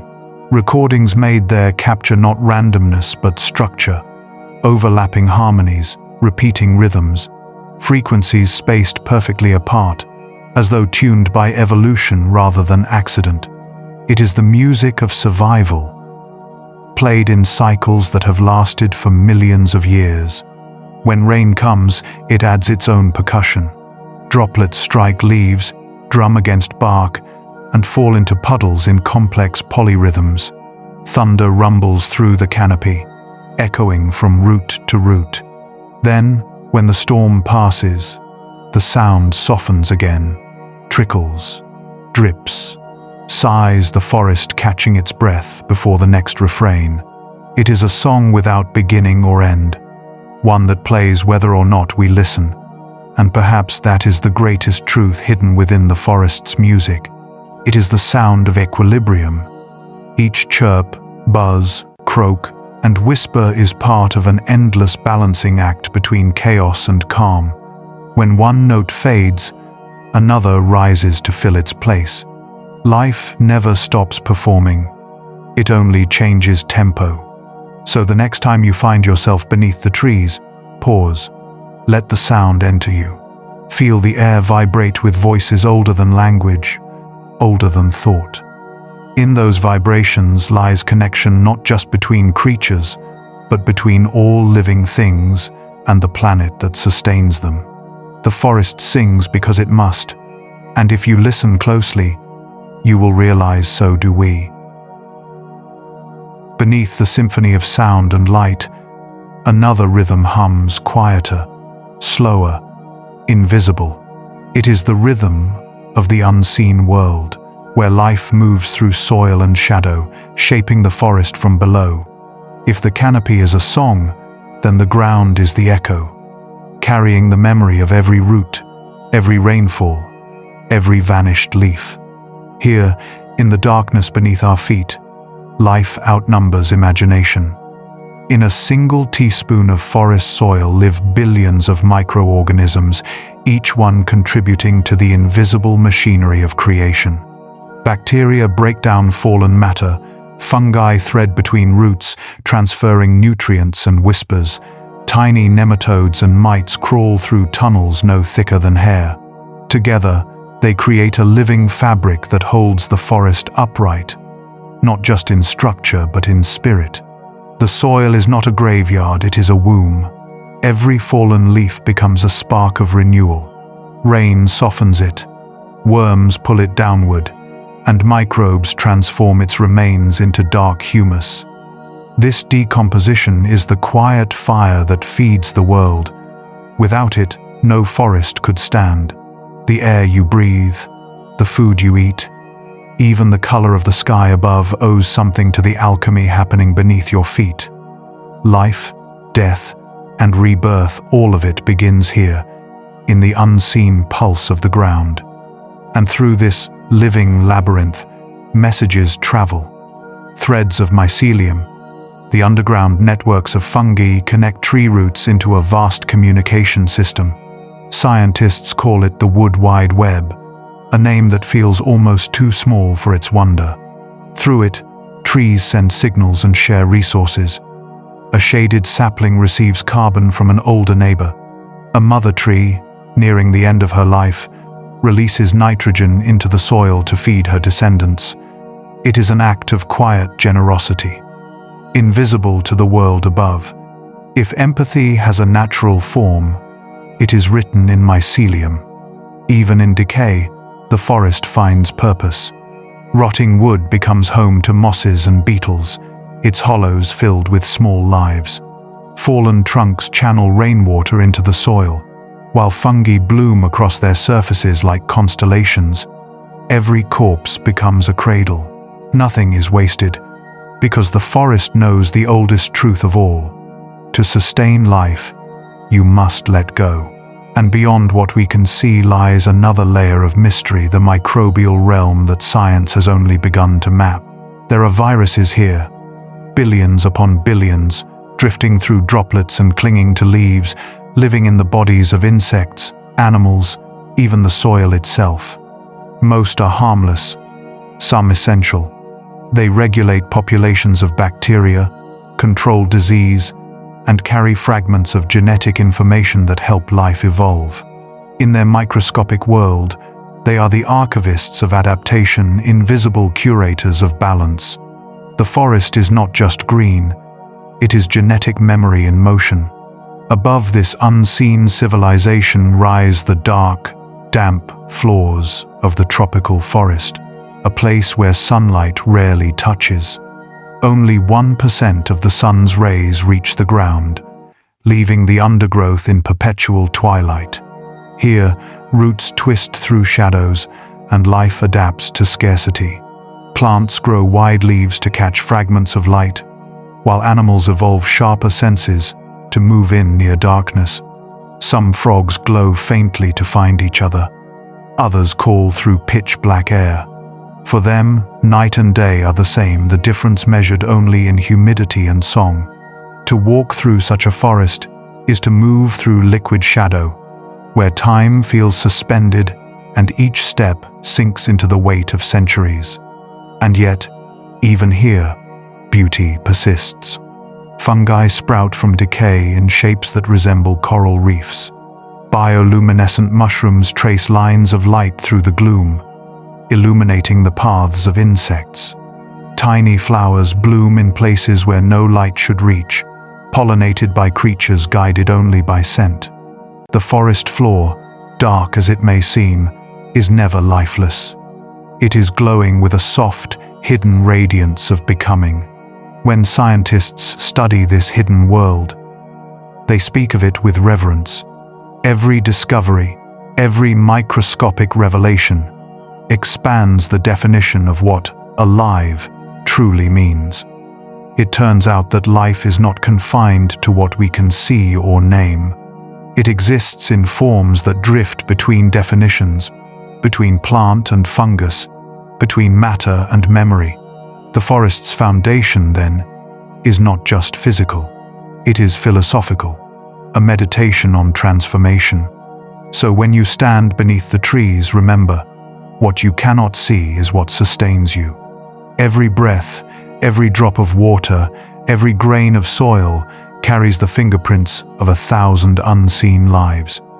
And if you listen closely, you might hear it, the faint hum beneath silence, the slow pulse of creation continuing in the dark. The forest's greatest miracle is not what rises toward the light. It is what endures in shadow, patiently rebuilding the world from the ground up. High above the darkness of the forest floor, another universe stretches layered, luminous, alive. It is the canopy, the forest's ceiling of light, where branches weave into continents of green, and the air itself becomes an ocean of movement. Few humans have ever stood there, yet half of all life in the rainforest calls it home. The canopy is not one place, but many. It begins with the emergent giants trees that rise hundreds of feet above the rest, catching the first sunlight of dawn. Their crowns form islands in the sky, connected by the wings of macaws and the leaps of monkeys. Below them lies the upper canopy, a dense, endless weave of leaves that drinks the sun and scatters it into emerald shade. Beneath that, another layer, the understory, damp, shadowed, rich with orchids and vines. And far below, the ground itself, where the light barely reaches, is the forest's eternal night. Together, these layers form a living architecture, a city of life stacked from earth to heaven. Within this vertical world, every inch is occupied. Plants that never touch soil grow directly on branches, their roots dangling in the air. Epiphytes, orchids, bromeliads, mosses gather rain in cups formed by their leaves. These small reservoirs become tiny ecosystems of their own. Frogs lay eggs in them, insects drink from them, and small creatures live entire lifetimes inside a single drop of water. To peer into one of these pockets is to see a reflection of the entire forest in miniature: birth, decay, renewal, and death, all contained within a single green cradle. Birds weave between the branches in flashes of color. Toucans call through misty light, while hummingbirds hover like jewels suspended in air. Even the insects here are built for flight: butterflies painted with patterns that mimic eyes, beetles that glint like coins. Every sound in the canopy seems softened by the height, as though the forest speaks more gently the closer it gets to the sky. But this floating paradise is not eternal. It depends on balance so precise that even a small disruption can unravel it. When a great tree falls, struck by lightning or toppled by wind, the canopy tears open. Light spills through the gap like a waterfall, transforming darkness into brilliance. Within weeks, seedlings surge upward from the forest floor, racing toward the new sunlight. The opening becomes a birthplace, a brief explosion of color and competition. Butterflies and birds rush in, drawn by fresh nectar and fruit. Then, slowly, the forest knits the hole closed again. The canopy heals itself not by resistance, but by growth. The chemistry of rain is also written by these upper worlds. When droplets fall through layers of leaves, they collect organic compounds, tannins, sugars, and acids, changing their makeup before reaching the ground. This flavored rain, called throughfall, fertilizes the soil and shapes the forest's character. Even the simplest shower carries the taste of leaves, the scent of resin, the fingerprint of the trees it touched. The water that falls here is not just rain, it is the forest remembering the sky. At night, the canopy transforms. Fireflies pulse in steady rhythms, their light reflecting off wet leaves like constellations. Bats drift soundlessly through the darkness, mapping the air with echoes. Somewhere, high above, an owl calls once, its voice cutting through the stillness like a memory. The forest, even in darkness, glows faintly, quietly, in a spectrum too soft for the eyes but clear enough for the heart. When scientists first began to explore this realm, they were astonished. Each climb revealed new species, creatures that had never been recorded, plants unknown to science. Even now, the canopy hides countless mysteries. It is said that more remains undiscovered above the forest than below it. The trees have always known this secret, that wonder lives in height, not in distance. Stand below and look upward. What seems a ceiling is actually a sea, an expanse of movement, color, and breath. Light filters through in ripples, shifting with the wind. If you listen closely, you can hear the gentle creak of trunks and the rustle of branches talking to one another. A chorus of slow movement, old as the world.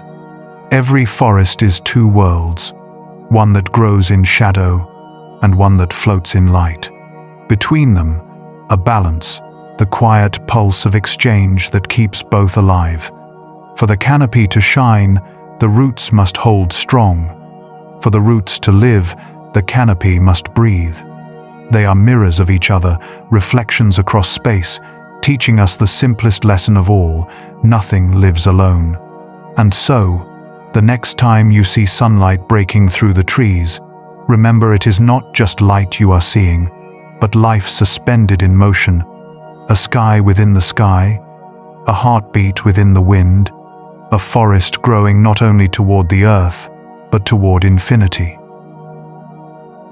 Forests are not only living sanctuaries, they are archives of the planet's history. Their roots reach into the deep past, their trunks record centuries of change, and their fossils whisper stories from worlds long gone. To walk among ancient trees is to wander through a living timeline. Each ring, each scar, each seed a fragment of Earth's autobiography. Long before humans existed, the Earth was covered almost entirely by trees. 300 million years ago, during the Carboniferous period, vast forests of giant ferns and towering club mosses spread across continents, filling the air with oxygen.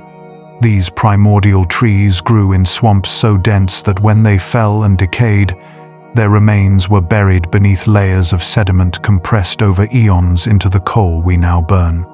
Each spark of coal fire is, in truth, the ghost of a forest, long extinct, a flicker of ancient sunlight released once more into the air. Elsewhere, petrified forests still stand, stone versions of what once swayed with wind and birds. In Arizona, Argentina, and Antarctica, the trunks of trees turned to minerals over millions of years, preserving every detail: bark, growth rings, even cellular patterns. Walk among them, and you are walking through time itself, trees frozen mid-growth, their stories etched not in wood but in crystal. They are proof that life does not vanish. It transforms, adapting to eternity through stillness. Some forests grow where fire and ash should make life impossible. In countries like Indonesia, Japan, and Costa Rica, trees cling to the slopes of active volcanoes, their roots threading through lava rock, drawing minerals from soil that once glowed red-hot. The ash, rich in nutrients, becomes the foundation for rebirth. When an eruption ends, seedlings take hold in the cracks of cooled stone. In just a few years, green returns to the black. It is one of nature's boldest paradoxes: destruction, creating the perfect conditions for life. Every volcano is both tomb and cradle. Every eruption both ending and beginning. In other places, forests rise where deserts once spread. Across Africa's Sahel, India's dry plains, and northern China's Great Green Wall, humans and nature work together to reclaim the lost. Through patience and planting, trees take root in barren soil, drawing moisture from air and attracting rain. Over time, what was once sand becomes shade. The forest teaches us that restoration is not an act of speed, but of persistence, that even the driest places can bloom again if given the chance to breathe. Forests, in this way, are the memory and the hope of Earth, holding what was shaping what will be. Every ring of a tree is a line in a global diary. In dry years, the rings narrow. In wet years, they widen. Through these patterns, scientists can read centuries of drought, flood, fire, and renewal. It is a science called dendrochronology, and in each tree trunk lies data about ancient climates, volcanic eruptions, and even solar activity. To study them is to glimpse how the planet itself keeps memory, not in paper or pixels, but in living wood. And yet, these records are not just scientific, they are poetic.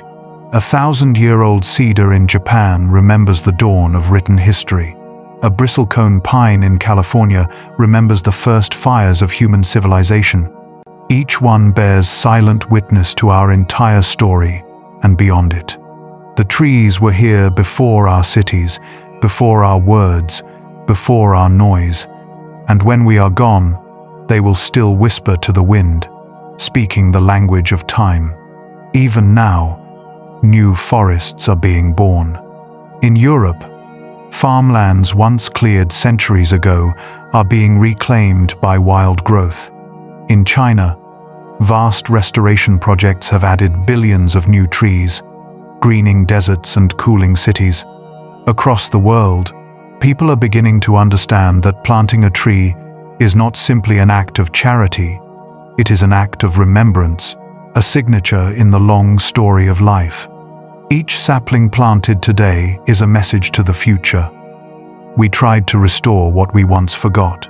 Forests have watched the rise and fall of empires, the shifting of continents, the warming and cooling of ages.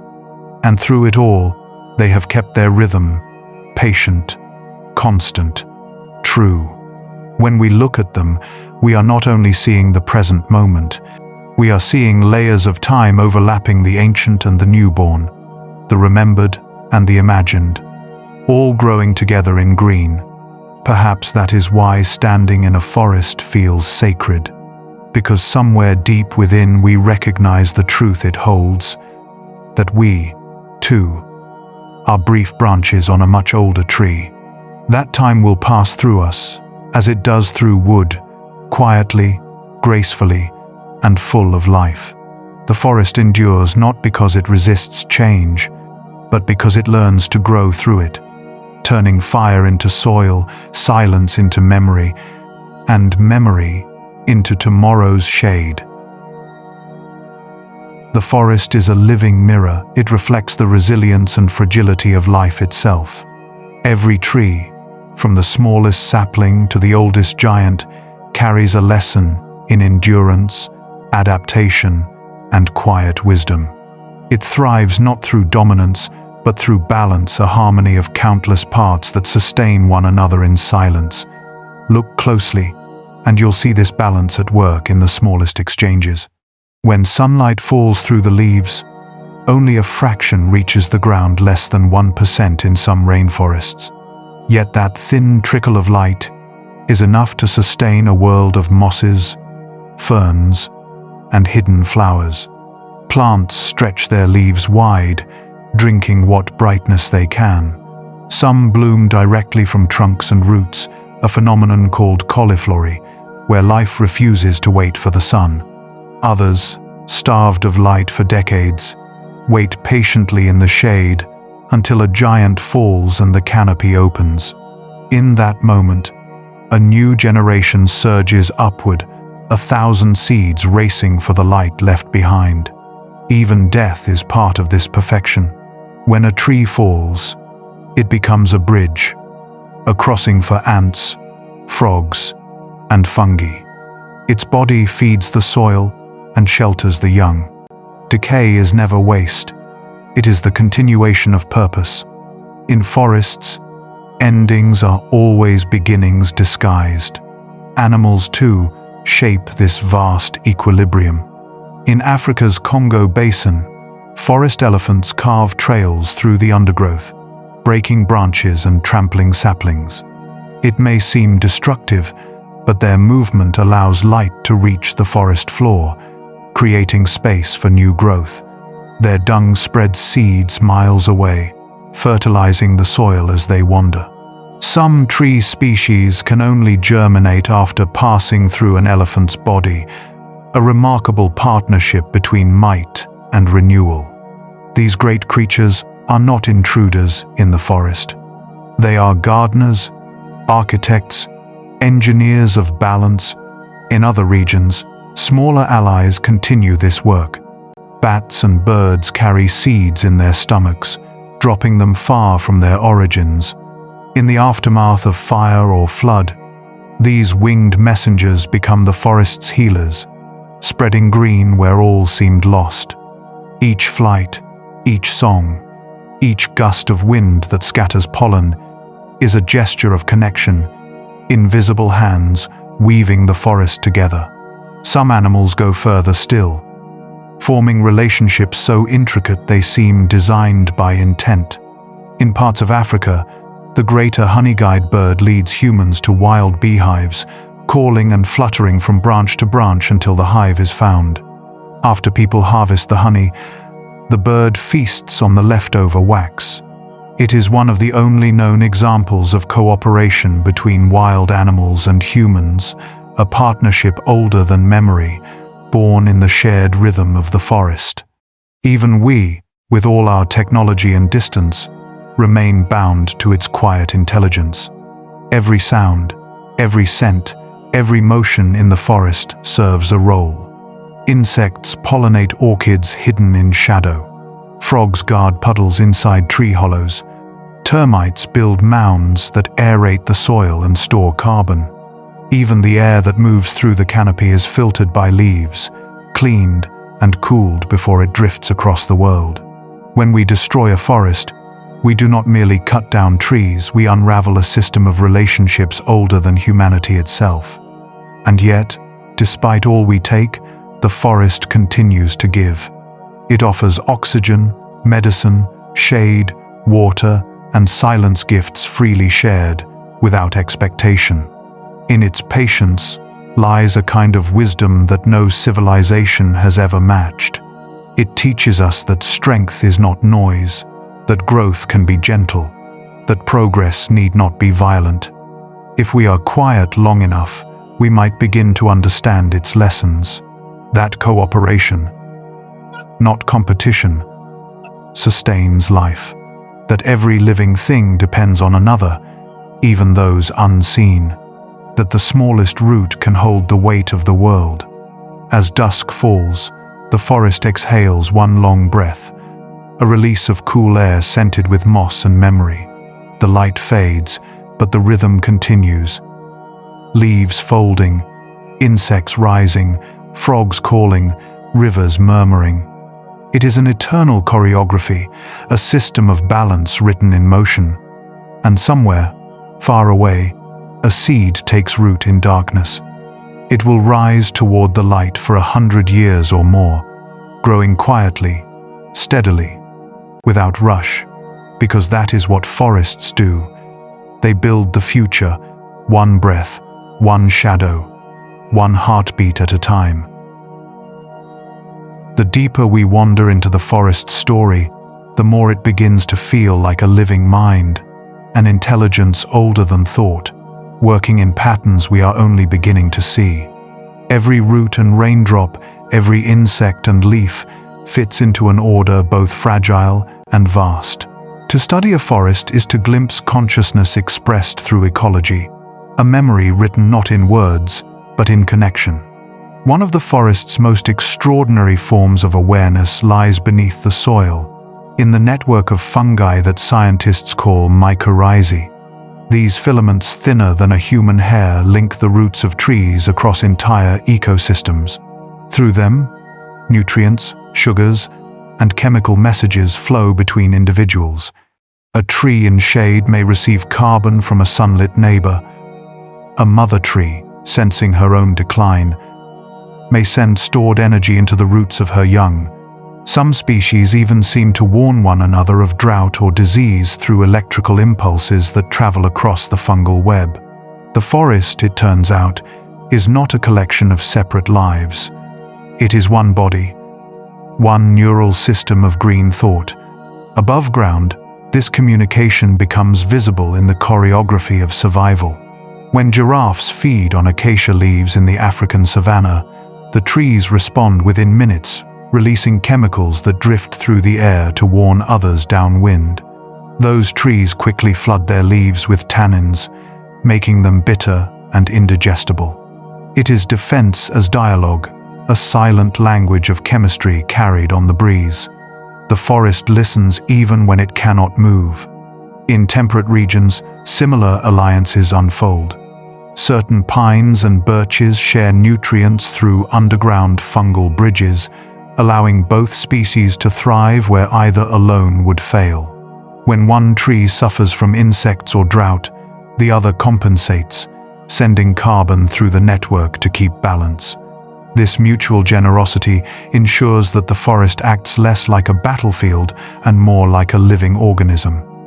Its members united by cooperation instead of competition. Even after death, the exchange continues. Tree stumps with no leaves have been found alive, sustained for decades by nutrients flowing from surrounding roots. They breathe, faintly, through the care of their kin. In a way, the forest practices what humans only dream of: a form of immortality through connection. Life persists not because it resists death, but because it transforms it into continuity. If we could shrink ourselves down and walk these underground highways, we would see rivers of light moving through darkness, glucose flowing like electricity, threads of mycelium pulsing with energy. It is the planet's hidden bloodstream, the circuitry of life itself. And just as neurons form thoughts in the brain, the forest's networks create responses, adjusting growth, redistributing water, or signaling danger. It is awareness made of soil. But perhaps the most haunting thought is this: the same systems that connect trees also connect us. The air that passes through a leaf enters our lungs minutes later. The water filtered by roots becomes the rivers we drink from.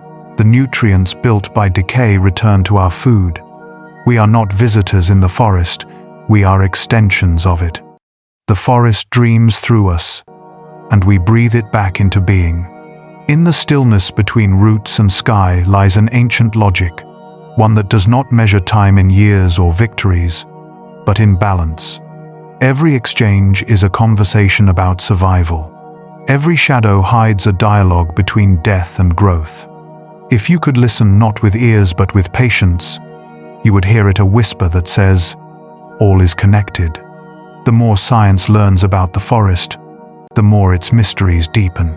How do trees coordinate flowering over miles? How do they know when to release seeds after fire, or when to sleep during drought? Each answer opens another question. Knowledge in the forest is infinite, not because it withholds secrets, but because its language is endless variation. The forest is not a machine, nor a myth. It is something in between, a living system that feels, responds, and endures. Its wisdom is not in words, but in the flow of energy between things. And perhaps, when we finally understand it, we will see that the forest has been teaching the same lesson all along, that connection, not control, is the true form of intelligence. Somewhere beneath your feet right now, a network older than humanity is humming slow, silent, and full of purpose. It does not speak our language. It doesn't need to. It speaks in balance, in breath, in the quiet exchange that keeps the earth alive. The forest does not think like us, but perhaps, in its own slow way, it dreams us. Forests are not static. They breathe, shift, migrate, moving slowly across the planet in ways too gradual for a single lifetime to see. Across centuries, they advance and retreat, guided by temperature, rainfall, and the deep pulse of the earth itself. In their migration, they shape continents, influence winds, and leave behind quiet traces of their journey. During the last ice age, much of the northern hemisphere lay buried beneath glaciers. Yet even then, the forests endured. Small pockets of green called refugia survived in sheltered valleys and lowlands. When the ice finally withdrew, these hidden sanctuaries became the seeds of rebirth. Trees spread outward again, reclaiming mountains and plains, reweaving the world's broken green fabric. Every forest today carries the genetic memory of those survivors, living descendants of tenacious ancestors that refuse to yield to the cold. The earth has always changed, and the forests have always followed. But now, the change is faster than ever before. As climates shift and seasons grow strange, entire ecosystems begin to move uphill, northward, toward cooler air. Trees are climbing mountains, migrating across continents at a pace measured not in miles but in centuries. Some species can no longer keep up, their seeds unable to travel far enough, their roots trapped by human boundaries. What once took millennia to adjust now must happen in mere decades. The Great Migration continues, but its path is uncertain. Still, resilience endures. In the deserts of Africa, projects like the Great Green Wall are reversing the tide of desolation. A vast line of trees stretching across the continent, binding soil, restoring rainfall, and turning sand into shade. In China, millions of saplings are planted each year to hold back encroaching deserts. In Europe, abandoned farmlands are quietly rewilding, young forests spreading over the ruins of old civilizations. The earth, though wounded, still remembers how to heal given time, patience, and the will to listen. Not all forests grow on land. Beneath the ocean's surface, another kind of forest sways kelp forests. Vast underwater jungles rising from the sea floor. Anchored by holdfasts instead of roots, these giant algae grow upward like green towers, reaching heights of over 100 feet. Their fronds form canopies, through which sunlight filters like liquid gold, creating dappled cathedrals of shifting light. Fish weave between the blades, seals and sea otters glide through the corridors, and crustaceans cling to the stems like forest dwellers in another dimension. Though made not of wood, these marine forests perform the same role as their terrestrial kin, sheltering life, absorbing carbon, and nurturing the endless cycle of growth. Everywhere on Earth, the pattern repeats. Life creating balance through adaptation. Forests grow on volcanoes, drift on water, cling to cliffs, and sleep beneath snow. There are floating forests in the wetlands of Africa and South America, mats of vegetation thick enough to support trees, drifting slowly across lakes. There are fossil forests frozen beneath Antarctic ice, their roots preserved from a time when that continent was warm and green. There are miniature forests in cracks of city sidewalks, mosses and lichens, forming micro-ecosystems that echo the same laws of cooperation as jungles 1,000 miles away. Scale changes, but the principle does not. It is this persistence, this refusal to vanish, that defines the forest's genius. Even when fire reduces it to ash, it rises again. Even when glaciers scrape the land bare, it returns. Its rhythm is older than destruction, older than human memory. When we think of time in years, the forest thinks in layers. When we imagine endings, it imagines renewal. Look at the map of Earth, and you'll see it. Green veins winding across continents, spreading, shrinking, breathing in slow tides. From space, the planet appears alive, pulsing with color, its forests glowing faintly against the darkness. This is not just vegetation. It is the living surface of the world, responding to sun and season, to wind and gravity, to every life form that calls it home. In the end, perhaps forests are not separate from the planet at all. They are the planet, its lungs, its skin, its memory. They record the past and invent the future, sometimes within the same seed. They teach us that permanence is an illusion, that survival is not about control, but about change. And somewhere right now, deep beneath the ocean, high on a mountain, or hidden in a drifting island of green, a new forest is being born. Not because the world is kind, but because life refuses to stop dreaming. The forests move, and through them, the earth keeps remembering how to live. If forests are the lungs of the planet, then their stories are the breath that carries through time, rising, falling, renewing without end. They are the patient architects of life, sculpting air, water, and even the shape of continents. Their legacy stretches not only through space, but through the deep corridors of history, whispering to every living thing, "I was here before you, and I will be here after."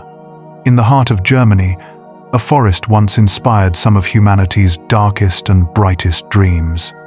The Black Forest, dense and ancient, draped in mist, became the setting for legends, tales of wolves, witches, and wandering spirits. Its shadowed paths gave rise to the Brothers Grimm, who captured its mystery in stories told beside candlelight. To the people who lived at its edge, the forest was both sanctuary and fear, a place where beauty and danger walked hand in hand. And yet, even as human imagination painted it with darkness, nature carried on, unconcerned. The trees did not care for stories, they only kept growing. But even before our myths and monuments, forests were already preserving stories far older than ours. In deserts and mountains around the world stand petrified forests. Their trees turned to stone over hundreds of millions of years. In these silent groves, time has solidified. The wood is gone, but the shapes remain: rings frozen mid-growth, branches arrested mid-sway. To touch one is to place your hand on the memory of an ancient climate, to feel the echo of a world that existed before mammals, before flowers, before the continents themselves took their modern form. Somewhere in those stones lies the proof of what forests have always been: record keepers of change. Their rings tell of droughts and floods, volcanic winters and golden summers. A tree's trunk is a biography written in silence, one ring at a time, the most precise calendar nature has ever designed.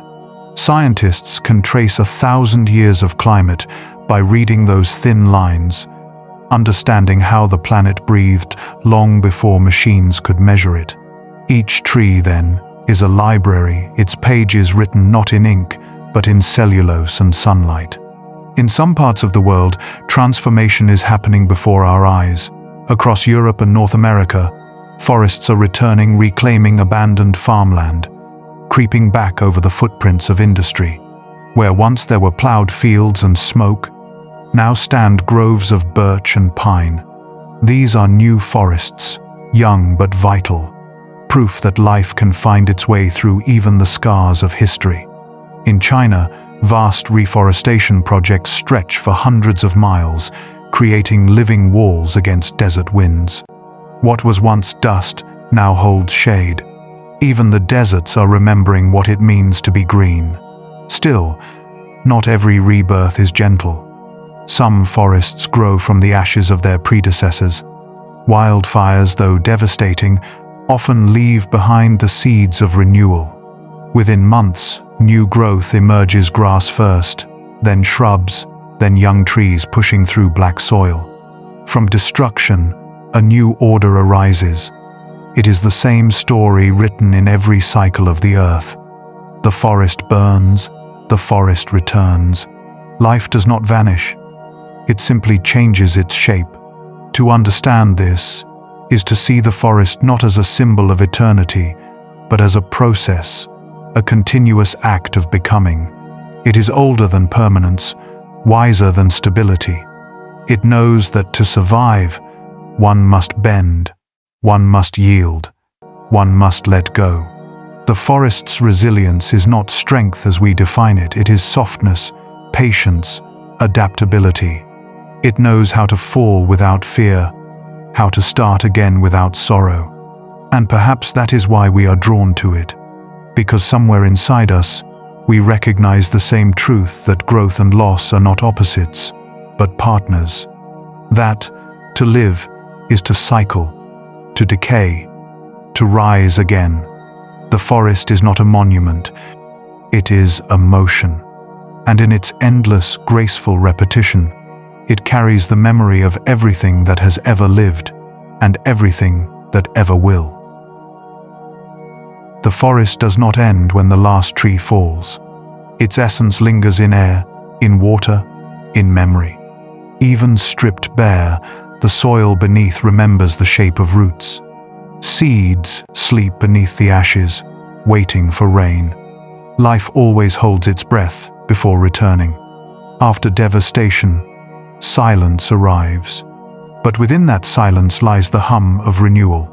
A forest regrows not in chaos, but in order. Grasses come first, holding the soil in place. Then shrubs, bending to wind and sun.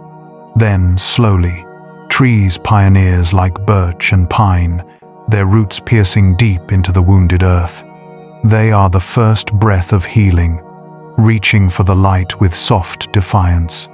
Each leaf that unfurls is an act of forgiveness. Time passes, and the young forest begins to mature. Birds return, carrying seeds from far away. Insects arrive, followed by small mammals, followed by predators. The balance restores itself, layer by layer, like the rebuilding of a cathedral from its own ruins. And soon, the songs return, wind in the branches, the chatter of life, the sound of rain finding leaves again. The forest's voice, once silenced, rises once more. Even where human hands have stripped entire regions, the same rhythm holds true. In abandoned cities, roots creep through cracks in concrete. Vines swallow towers. Pavement breaks, letting the first weeds push through. It begins slowly, quietly, the earth reclaiming its own. Given time, every ruin becomes a garden again. The forest is patient. It knows how to wait. Across the world, we can see this truth written in green. The ruins of Angkor in Cambodia, wrapped in strangler figs whose roots cascade over ancient temples. The forgotten cities of the Maya, now hidden beneath rainforests that have swallowed their roads and walls. In Chernobyl, where people fled decades ago, wolves, deer, and trees have taken their place. The forest has no fear of radiation or abandonment. It simply moves in, healing what was left behind. Where humans see endings, nature sees beginnings. This, perhaps, is the greatest secret of the forest. It will outlast us. Our monuments, our machines, our empires, all will fade beneath the steady growth of green. Stone will crumble, metal will rust, and glass will return to sand. But the forest will rise again, wrapping its roots around the bones of what we built, pulling it back into balance, not as vengeance, but as restoration. The forest is not cruel, it is eternal. Scientists studying abandoned sites call this process ecological succession, the gradual return of balance after disturbance. But to watch it happen feels less like science and more like poetry. You see, life does not fight for control here. It collaborates. Every organism, from moss to mammal, plays a role in the quiet rebuilding of the whole. No hierarchy, no command, only cooperation. Perhaps this is what civilization was meant to learn from nature, but forgot. In a way, the forest teaches us about humility. It reminds us that permanence is an illusion, that even the hardest materials crumble, while what bends survives. When we clear land, thinking we have conquered it, the forest only pauses. It knows the truth we try to ignore, that every empire becomes soil and every wall becomes root. Given enough time, green always returns. But this return is not only physical, it is emotional, spiritual. When people walk through forests, they feel something ancient stirring within them. A familiarity, a peace that defies explanation. Perhaps it is because we were once part of this rhythm. Our earliest ancestors lived beneath trees, guided by their shadows, fed by their fruit, sheltered by their branches. The forest is our first home, and somewhere deep inside, we remember. To lose forests, then, is to forget ourselves, and to protect them is to remember what it means to belong. Because in their cycles of destruction and renewal, they mirror the truth of all living things, that life is fragile, but persistence is infinite. When you stand in the heart of a forest, young or ancient, thriving or reborn, You stand in the middle of time itself. You can feel the pulse beneath your feet, the slow heartbeat of earth still beating through root and stone. You realize that the forest is not a background to our story. It is the story, and we are only one of its passing seasons. Someday, long after our voices fade, the wind will still move through leaves. The rivers will still carry the reflection of trees, and the forest will still whisper softly, patiently, endlessly the same message it always has: that life endures, that balance returns, that everything, in time, grows green again. Good night, and see you in the next video.